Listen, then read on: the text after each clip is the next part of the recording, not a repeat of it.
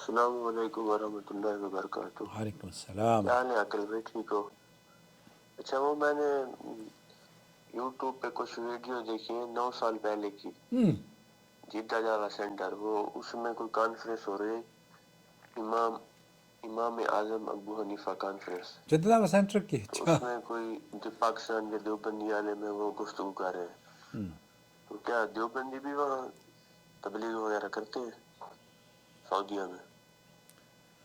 अहमदुहु व नसल्ली अला दूसरा रसूल। मैंने ये पूछना था कि पाकिस्तान, इंडिया और बंगाली जो है काफ़ी तादाद में वहाँ रहते हैं, तो ये फिर अपनी अक्सर तो इनमें बरेलवी और देवबंदी होते होंगे, तो ये अपने अकायद पे अमल करते हैं वहाँ, या वो सऊदियों के पीछे नमाज़ें पढ़ते हैं? सऊदी अरब दुनिया का एक वाहिद मुल्क है मेरी नज़र में, जहाँ इस्लामी उमूर को बहुत संजीदगी से लिया जाता है और उसमें छूट नहीं है। किस मस्जिद में कौन किस तरीक़े से खुतबा दे रहा है और क्या कह रहा है, ये हर चीज़ को सोच विचार के बाद आपको बोलना भी पड़ता है, वरना ये जिस तकरीब की आपने बात की है ना 9 साल पहले कोई दावत सेंटर में, मुझे याद है कि यहाँ पर एक प्रोग्राम हुआ था दिफाए इमाम अबू हनीफ़ा के मौक़िफ़ को लेकर, उसकी वजाहत की थी, कुछ तबलीगी जमात के लोगों ने वो इज्तिमा किया था। ये उस दौर की बात है जबकि तबलीगी जमात पर पाबंदी आयद नहीं थी। आज मौजूदा सन 2025 बल्कि गुज़िश्ता 2-3 सालों से तबलीगी जमात पर पाबंदी है, जमात इस्लामी पर भी पाबंदी है, और देवबंदी हजरात यहाँ पर जो लोग हैं वो जो सहीउल अक़ीदा हैं, जो कि सऊदी अरब की इस्लामी जो तालीमात हैं उनसे वो खुरूज नहीं करते, तो उनके लिए तो चंद लोगों को यहाँ पर इजाज़त है।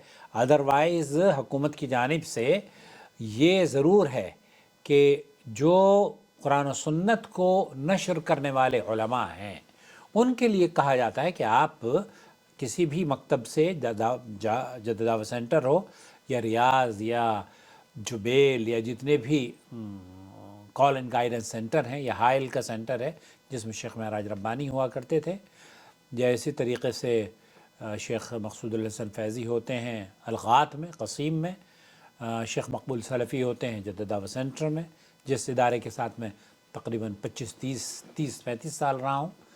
और तो इसी तरीक़े से इन तमाम इदारों के साथ जो लोग जुड़े हुए हैं वो उनके अक़ीदे की भी बात होती है, और उनका अगर सही अक़ीदा होता है तो उनको दीन की खिदमत करने की इजाज़त दी जाती है। हम लोगों को अल्लाह के फजल व करम से हमने 20-25 साल सऊदी अरब में बड़े बड़े प्रोग्राम हमने किए हैं, और हुकूमत की जानिब से बल्कि गवर्नर मक्का मुकर्रमा अमीर खालिद अल फैसल और इनसे पहले प्रिंस माजिद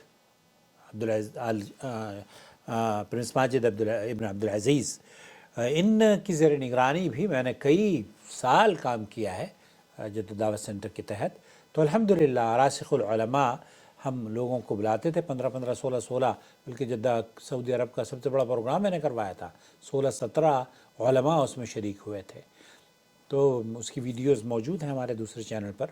तो यहाँ जिन लोगों को इजाज़त दी जाती है वो सहीउल अक़ीदा अगर होते हैं तो उन्हीं को इजाज़त दी जाती है।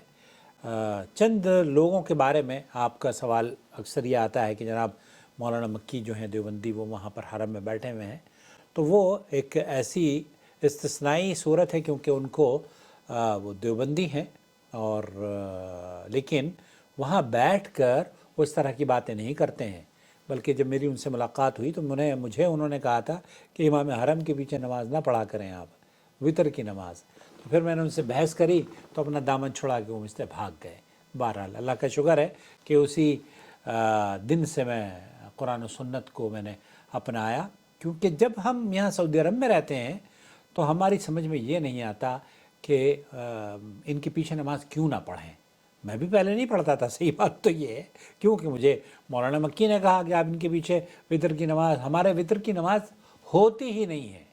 مولانا مکی نے وہ بڑا مشہور واقعہ ہے، اصل میں آپ کے ساتھ شیئر کرنا چاہتا ہوں۔ میں نے ایک مضمون بھی اس سلسلے میں لکھا ہے، جس کو عربی میں بھی ہمارے ایک ذوالفقار بھائی تھے، انہوں نے ترجمہ کیا تھا۔